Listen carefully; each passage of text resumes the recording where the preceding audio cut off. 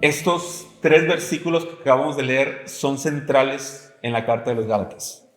Y necesito detenerme un poco en estos 3 versículos para que podamos entender todo lo que sigue en el versículo 6, en la mitad del capítulo 5 y en el capítulo 6 como cierre. Si tienen hijos, posiblemente hay un 99% de seguridad que ya hayan visto la película de Buscando a Nemo.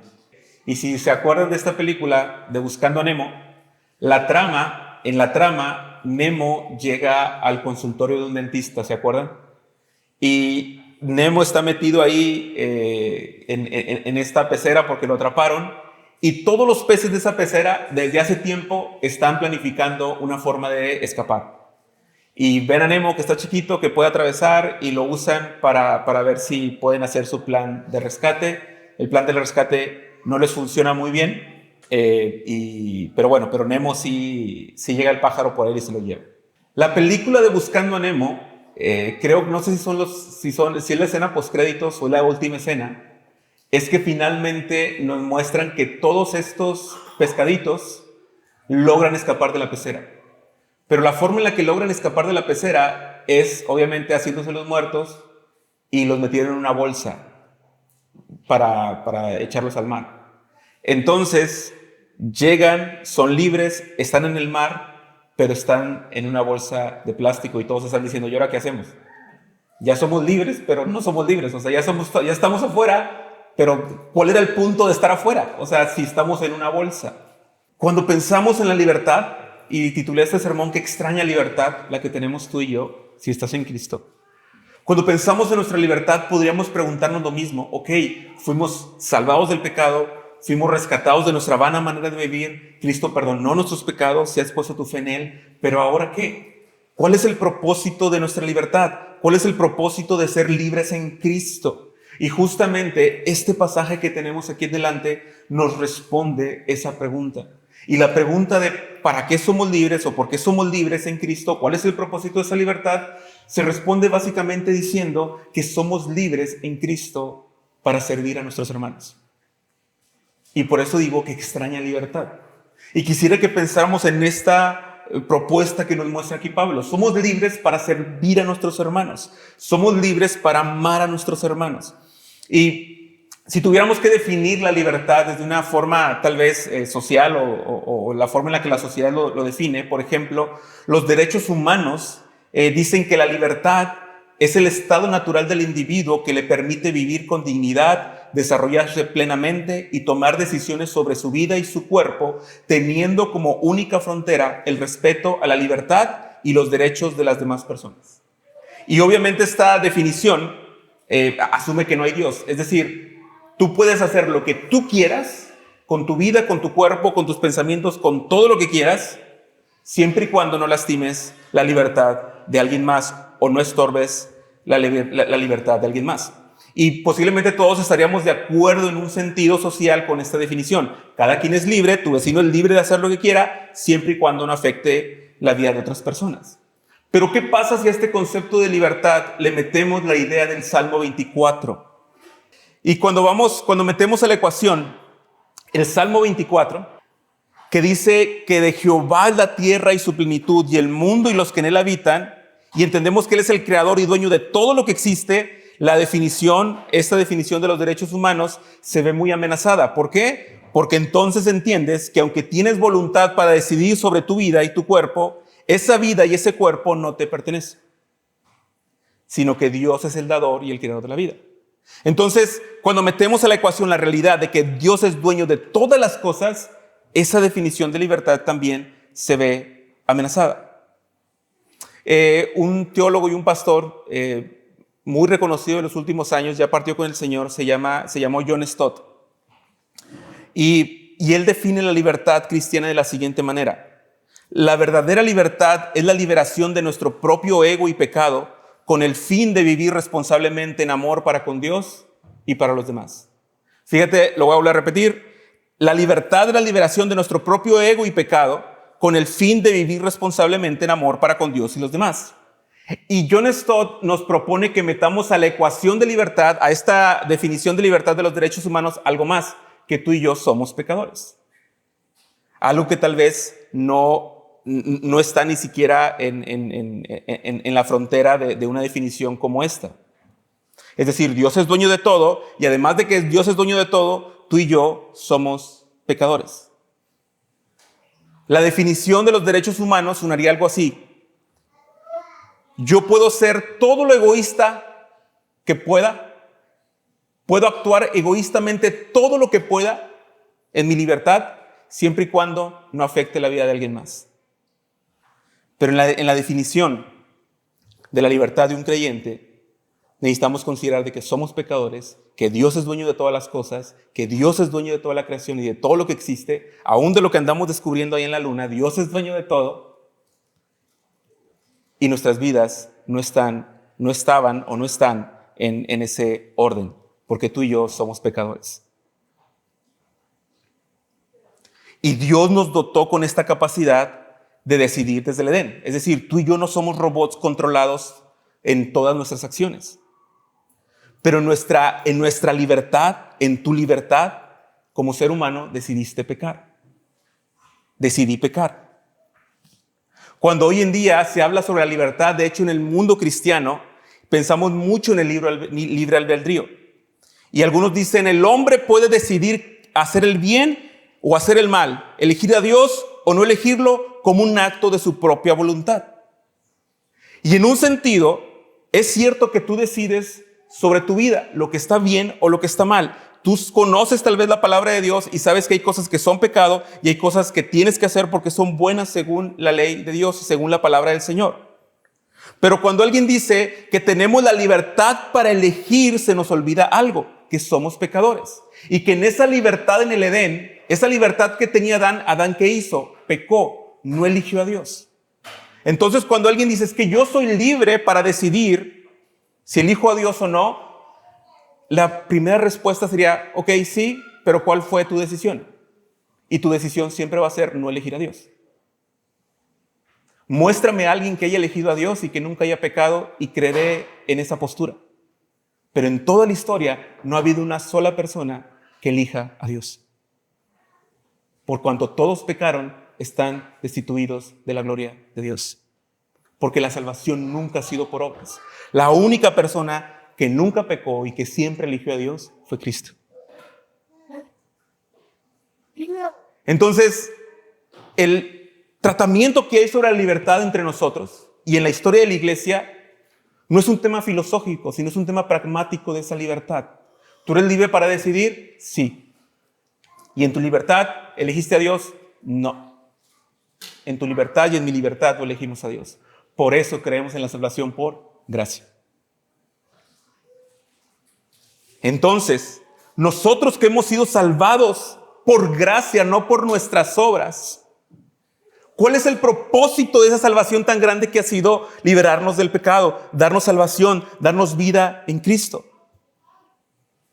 Bueno, el propósito de haber sido librados del pecado es ahora tener una libertad, y no una libertad como los pescaditos de Nemo en el océano metidos en bolsas, sino que realmente somos libres.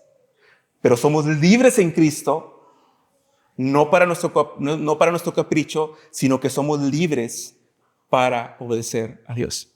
Y este concepto de libertad es un concepto de libertad que siempre ha estado en la historia de la iglesia. Digo, en la historia del pueblo de Israel. Por ejemplo, cuando Dios envía a Moisés para liberar a su pueblo, Dios le dice a Faraón, Faraón, deja ir a mi pueblo al desierto para que me sirva. Moisés no le dijo al faraón ni al pueblo, los voy a liberar de la esclavitud para que vayan al desierto y ahora sí, córranle a donde ustedes quieran, hacer lo que ustedes quieran hacer, son libres, pueden vivir la vida que ustedes quieran. Vivir la vida que nosotros queremos es lo que nos mete en esclavitud. Vivir la vida como tú la quieres vivir y como yo la quiero vivir es la que te hace vivir en esclavitud del pecado, porque el que peca es esclavo del pecado. Entonces nuestra libertad no puede, en tu libertad, si has creído en Cristo Jesús, no puedes olvidar que lo que te metió en esclavitud fue el pecado. Entonces en mi libertad, lo lógico es que busques ser obediente a Cristo, porque ahora somos libres del pecado. No somos libres para volver a meternos ahí. Entonces el primer punto que quiero mostrarte desde el texto es que nuestra libertad, hermanos, no es caprichosa. Mira lo que dice el versículo 13. Porque ustedes, hermanos, a libertad fueron llamados, solo que no usen la libertad como pretexto para la carne. Piénsalo de la siguiente manera. No es lo mismo la libertad que un adolescente desea a veces, y muchachos que están aquí adolescentes, esto que ustedes piensan como libertad no es libertad, es peligro. No es lo mismo la libertad que a lo mejor tú y yo queríamos de jóvenes, que sencillamente queríamos hacer lo que nos plazca. No quiero que mis padres me digan lo que tengo que hacer, no quiero que el gobierno me diga lo que tengo que hacer, no quiero un jefe que me diga lo que tengo que hacer. Por eso voy a ser mi propio jefe y voy a hacer mi empresa, y te das cuenta que como jefe eres peor, ¿no? que el que te trataba mal. Yo quiero ser libre de todo eso, dices o decimos, pero esa es una libertad caprichosa y falsa, porque realmente no éramos esclavos. De hecho, si tú dices, quiero liberarme de la esclavitud, quiero ser libre de mis padres, esa es una libertad caprichosa y falsa, porque realmente lo que hacen los padres con las reglas es cuidarte. Y realmente cuando estás bajo un entorno de amor y de reglas, es más bien protección para tu vida. Igualmente, como creyentes, estar en Cristo es estar en un entorno de protección y de cuidado para nuestra vida. Pero el asunto de la libertad caprichosa es un asunto que muchas veces hemos creído que esa es la libertad que obtuvimos en Cristo. Yo era pecador, yo vine a Cristo, yo me arrepentí, creí en Cristo y ahora soy libre para hacer lo que yo quiera, pero ya respaldado por Dios. Entonces yo vivo y Dios está conmigo, ¿quién contra mí? Y yo soy su favorito y Dios cumple todos mis sueños y hago socio de Dios de todos mis deseos que no necesariamente provienen de Dios. Y tenemos esta libertad caprichosa. Pero Pablo nuevamente nos va a responder, eres libre en Cristo, pero eres libre para ser siervo de tus hermanos. Por eso digo que extraña libertad, ¿no crees? Ahora piensa no en un adolescente caprichoso que quiere liberarse de sus papás, sino piensa en alguien que desea libertad, pero porque tal vez está secuestrado, porque es un esclavo literalmente hablando, o porque está en la cárcel pagando delitos. Esa persona anhela una libertad distinta a la del joven. Ese hombre o esa persona realmente está esclavizado por algo que hizo o por una condición ajena a él. Y ese hombre desea ser libre para no volver nunca más ahí en donde estaba. La definición que se acomoda contigo y conmigo es más parecida a la de ese exreo, no a la del joven caprichoso. Nuestra libertad no es una libertad caprichosa que solo desea que nadie le diga nada, sino es el resultado de entender que tú y yo estábamos muertos en nuestros delitos y pecados y en Cristo fuimos hechos libres. Esa es la libertad cristiana. Una libertad que dice, estoy incómodo, quiero salirme de esto. Sino una libertad que dijo, estoy muerto. Estoy perdido. ¿Quién me puede librar de todo esto? Y Cristo vino y nos libró. Mira lo que dice el Salmo 124. Bendito sea el Señor que no nos ha entregado como presa de los dientes de ellos. Nuestra alma ha escapado cual ave del lazo de los cazadores. El lazo se rompió y nosotros escapamos. Nuestra ayuda está en el nombre del Señor, quien hizo los cielos y la tierra. La jaula se abrió y escapamos y salimos corriendo para no volver ahí. Lo menos que un cristiano desea es seguir viviendo en las cosas que lo metieron en la cárcel en la primera ocasión. Entonces, cuando estoy diciendo que nuestra libertad no es caprichosa, los Gálatas están en el peligro de dejar la libertad del evangelio para volverse esclavos de la ley, como ya lo hemos repetido constantemente. Pero pon atención a estos versículos que son muy importantes, porque ahora Pablo, de manera muy puntual, va a cuidar a los Gálatas de no irse hacia el otro extremo. Pensar que como ya no tengo que cumplir una ley, pensar en que todo soy salvo por gracia, pensar en que nadie tiene por qué juzgarme porque Dios me ha salvado por gracia,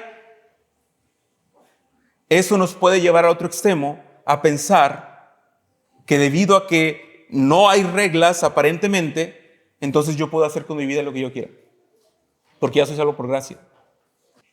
Pero Pablo está diciendo, no usen la libertad como pretexto para la carne. Y la palabra carne aquí, hermanos, se está refiriendo a los deseos de nuestra naturaleza pecaminosa, estos deseos que tú y yo sentimos constantemente y que se oponen a lo que Dios quiere de nosotros. Es decir, no podemos entender que la libertad que nos ha dado Cristo se vive de una forma desenfrenada y sin ningún tipo de reglas o norma. No podemos pensar en que hacemos solamente lo que nosotros queremos. La Biblia nunca ha propuesto que el ser salvos por gracia implica que podemos seguir pecando porque no pasa nada o porque las obras nos salvan.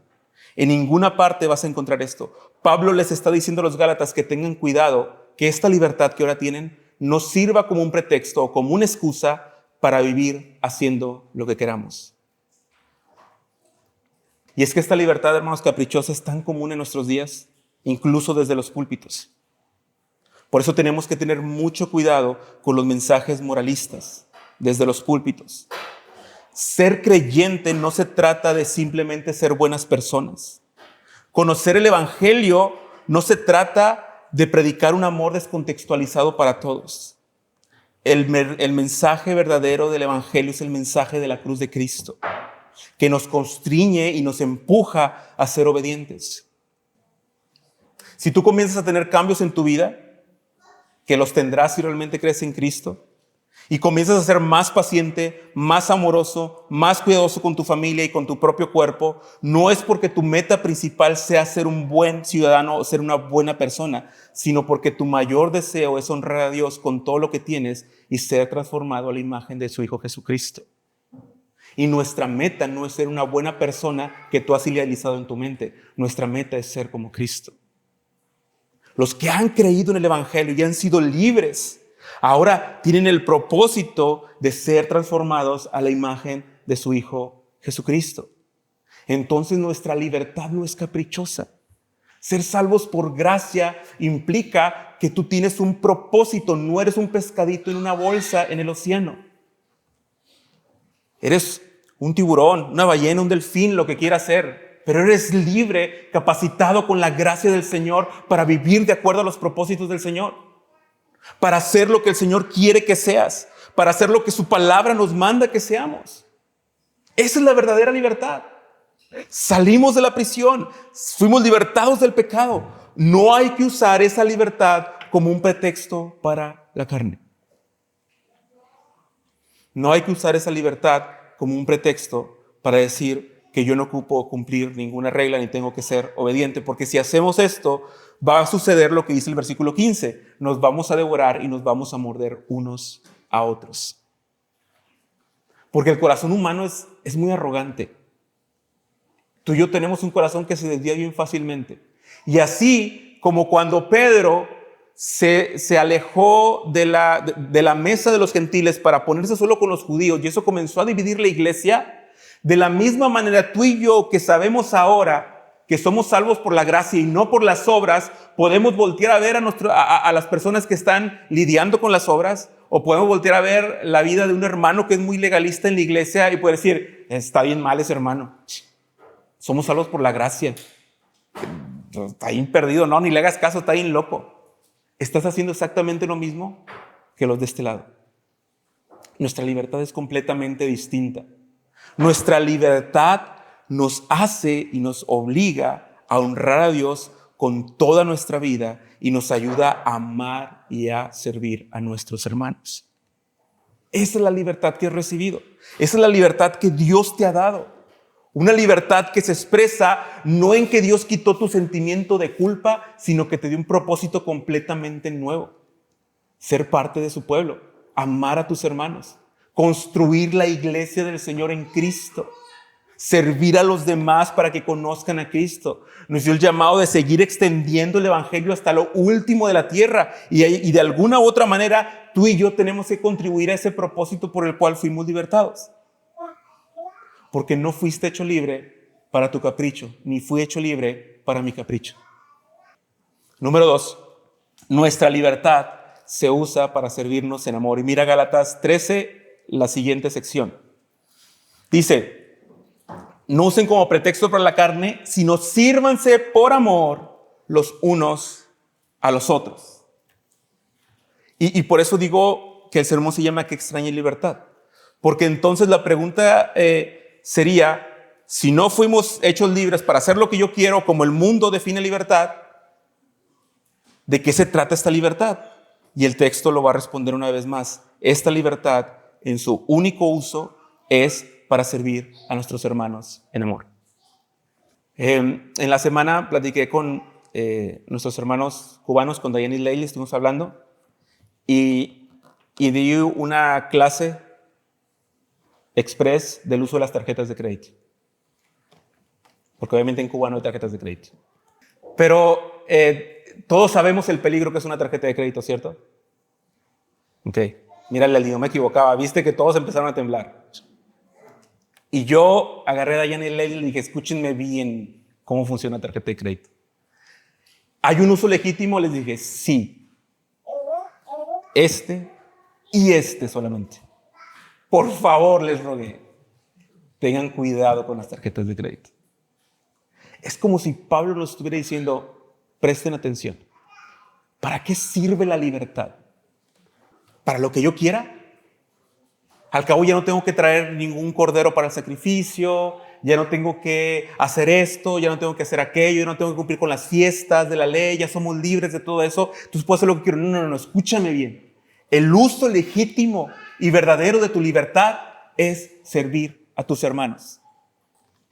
El uso legítimo y verdadero y el único uso de tu libertad en la vida práctica, en la vida cristiana, es servir a tus hermanos en amor. Y el texto en su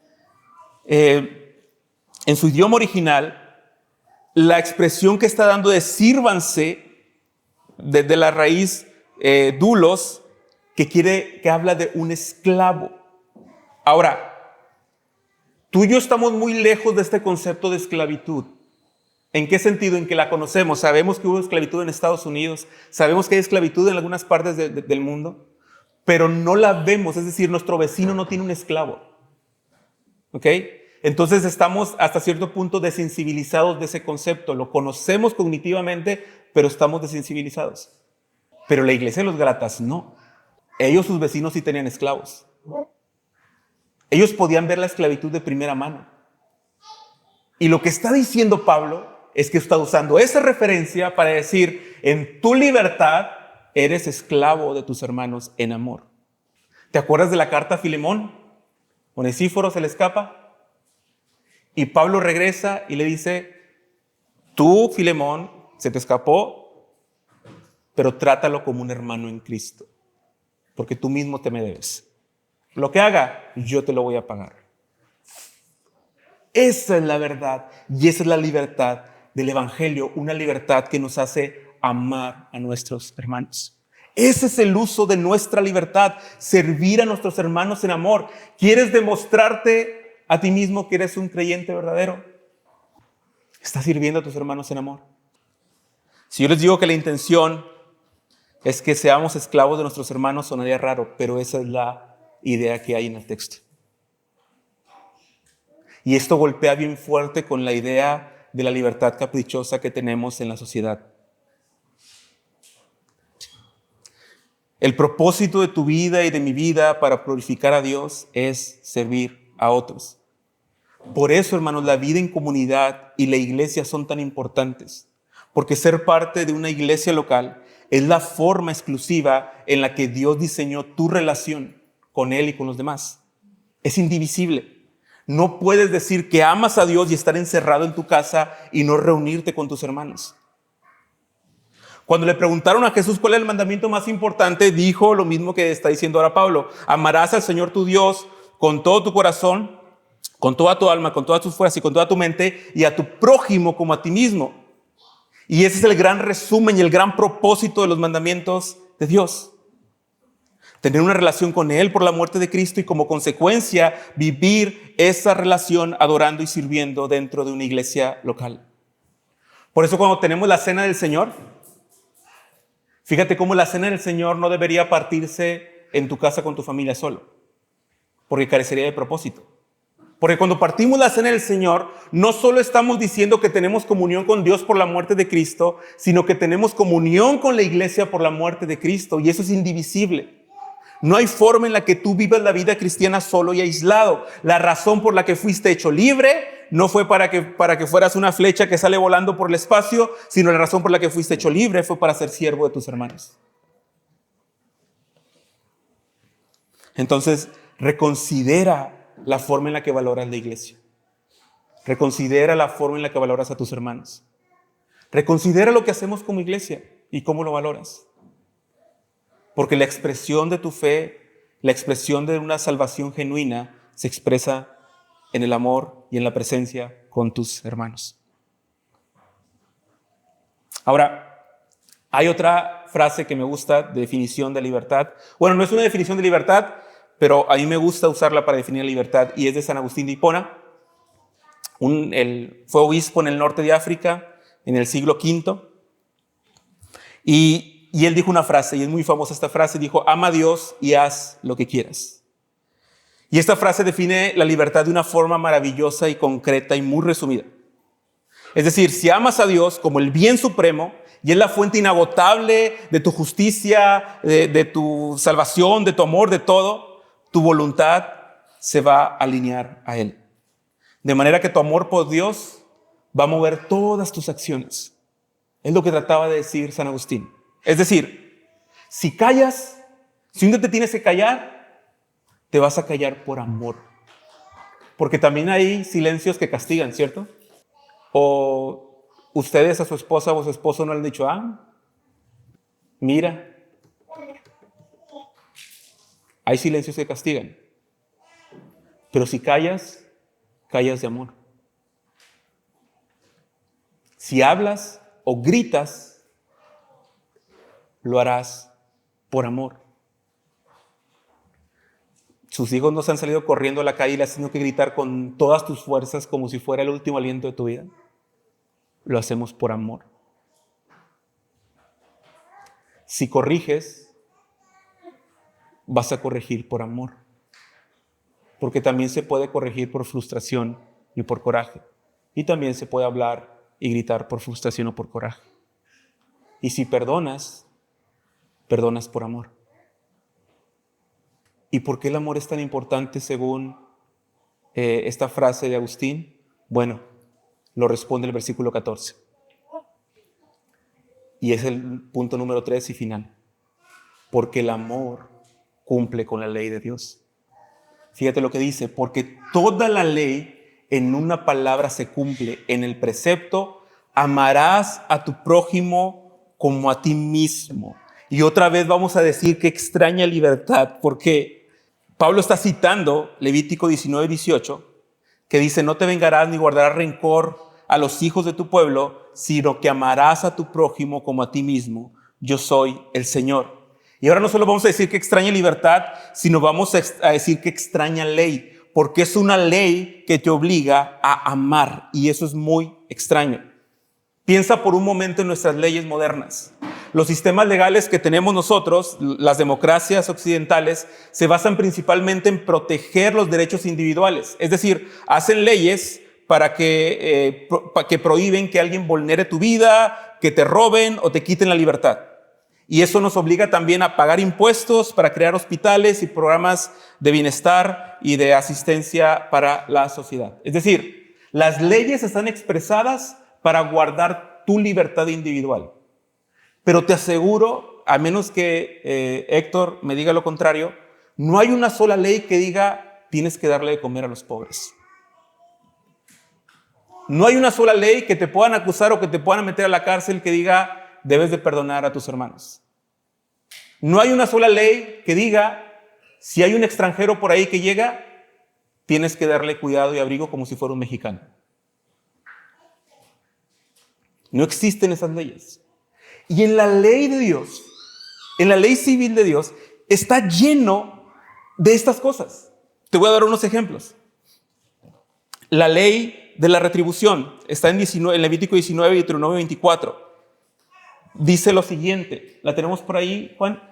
Cuando ciegues la cosecha de tu tierra, no cegarás hasta los últimos rincones de tu campo, ni espigarás el sobrante de tu cosecha. Tampoco rebuscarás tu viña, ni recogerás el fruto caído de tu viña. lo dejarás para el pobre y para el extranjero. Yo soy el Señor, tu Dios. Ok, te lo explico más sencillo. Tienes un campo de naranjas allá en Montemorelos, ¿no? O de manzanas allá en Doctor Arroyo, ¿no? Y la ley decía, ok, están bonitas tus hectáreas. Todos los bordes, todas las líneas, esos frutos no los vas a cosechar. Cosecha del árbol 2 para acá. Todo eso, todo lo que está en el centro de las orillas no lo vas a cosechar y tampoco lo que se caiga lo vas a cosechar. ¿Por qué? Bueno, porque cuando vaya caminando por ahí un huérfano, una viuda necesitada, un pobre, ellos saben que pueden tomar de esos campos, de todo lo de las orillas, para que nadie tenga necesidad. La ley de Dios estaba cuidando a los más necesitados. Estaba obligando a las personas que tenían cosechas que eso les pertenecía. ¿Te imaginas que el SAT, ya de por sí todo lo que nos quita, que nos diga, oigan, ¿qué creen? De lo que hacen, esto es para los necesitados, esto es para los... Dirías, oye, pero ¿por qué así? Estamos enojados y podríamos pensar en un montón de cosas.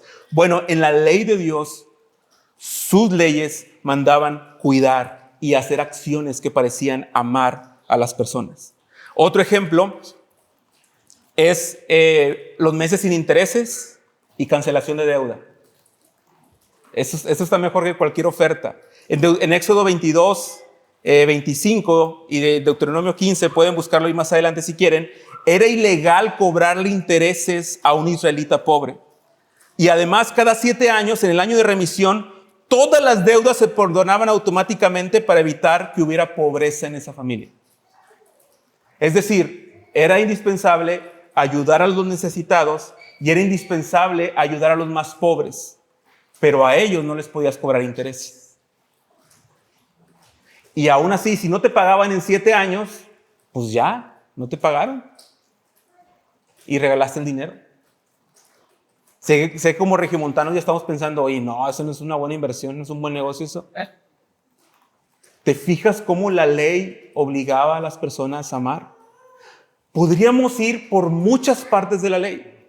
Bueno. Con los extranjeros, con los necesitados, con los huérfanos, con las viudas. El asunto es que Pablo tiene razón cuando dice la ley se cumple en este precepto. Amarás a tu prójimo como a ti mismo. El propósito de la ley en el Antiguo Testamento era cuidar a un pueblo para que su relación estuviera con el Señor vibrante, su relación estuviera con esa línea hasta que el Mesías llegara como un ayo que nos iba a conducir a Cristo. Pero las leyes en el Antiguo Testamento tenían el propósito de hacer amar a tus hermanos. Ahora, ya no estamos bajo la ley. No, ya no estamos bajo la ley. Pero escucha bien lo que te voy a decir. Pero sí estamos bajo el gobierno del mismo Dios.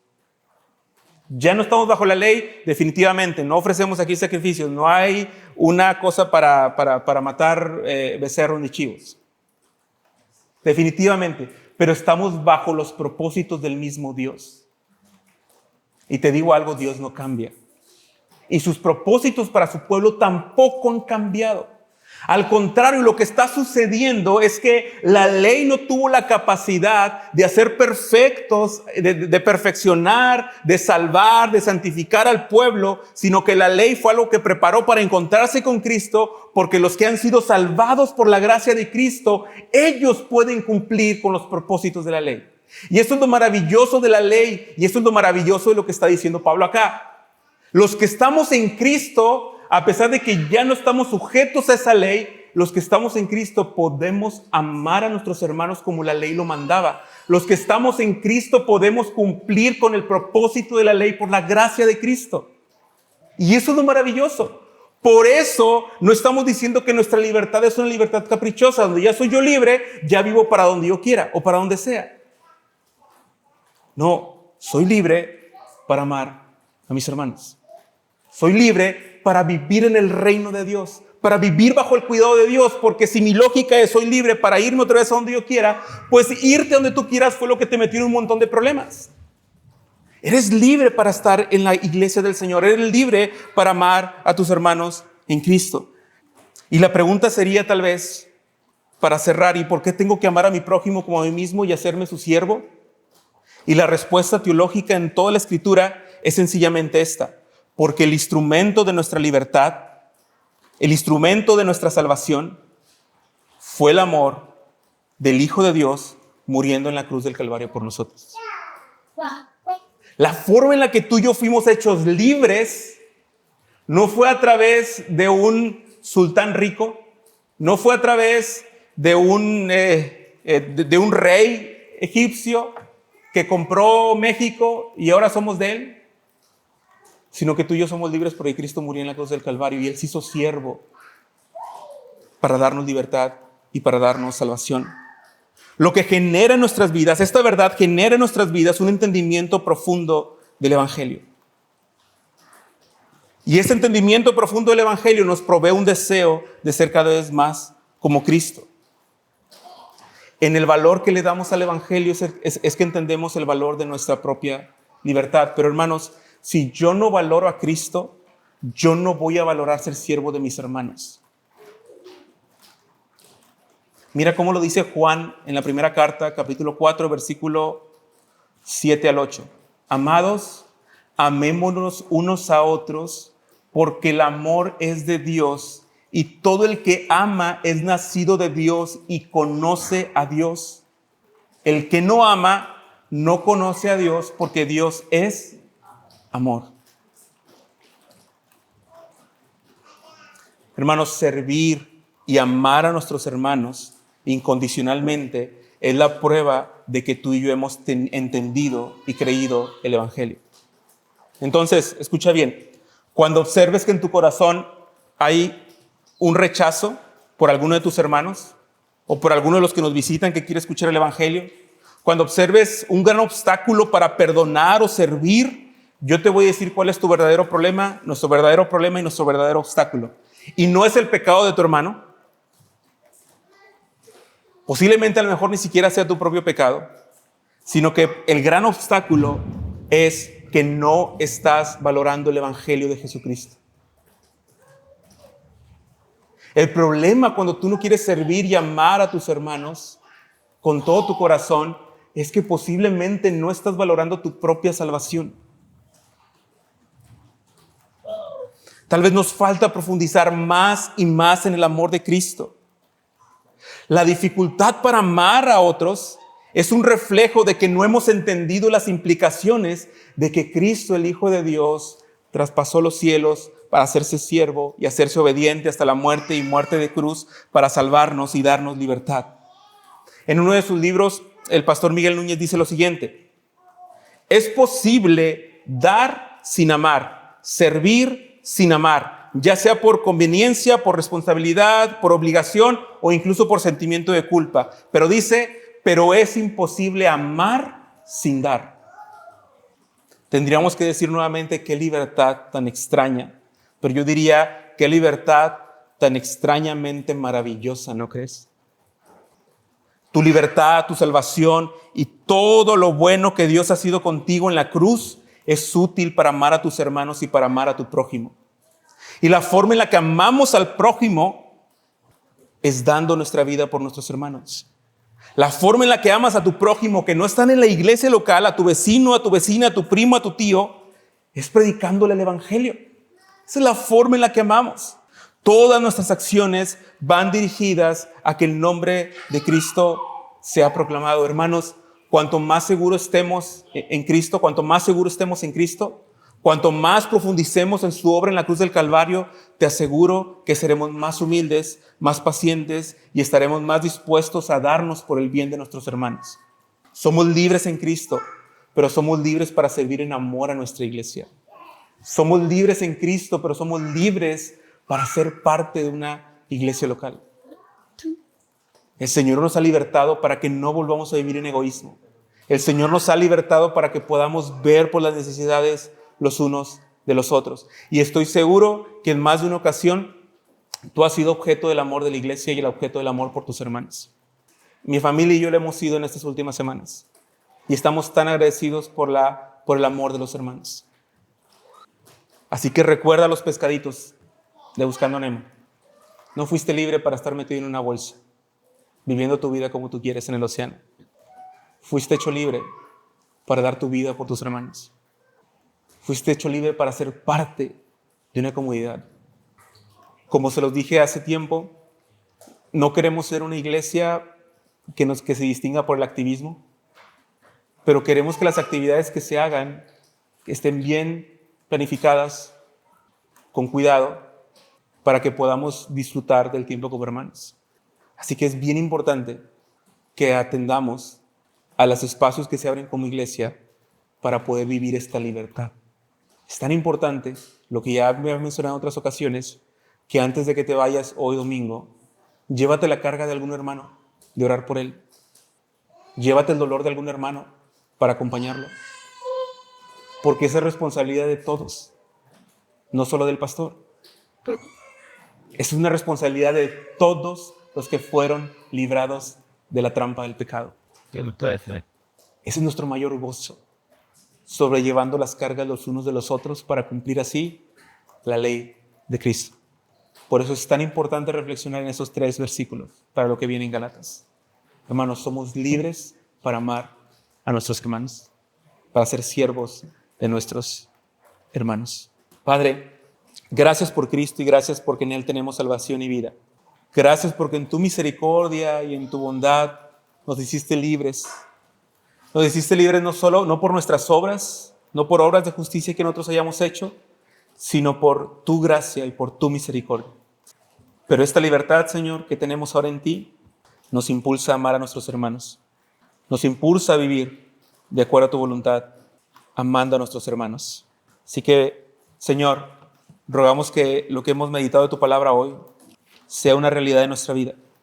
Ayúdanos a recordar que nuestra libertad no debe ser usada como un pretexto para la carne, para ofender a los hermanos, para ignorar a los hermanos, porque terminaremos consumidos. Ayúdanos a recordar que nuestra libertad es para servirnos por amor los unos a los otros, porque toda tu ley se cumple en un solo precepto, que es amarás a tu prójimo como a ti mismo. Y cuánto hemos descubierto de tu ley, cuánto hemos descubierto de tu propósito. Y gracias, Señor, porque podemos vivir en el propósito de tu ley, que es un propósito eterno, pero no por nuestras obras o no por nuestra capacidad, sino que podemos vivir en él por la gracia de Cristo, por el perdón que hemos recibido en Cristo. Así que, Señor, sostén nuestras vidas, sostén nuestras familias, sostén a nuestra iglesia. Lo rogamos en el nombre de Cristo Jesús. Amén. ¿Les parece si nos ponemos de pie y terminamos adorando a nuestro Señor?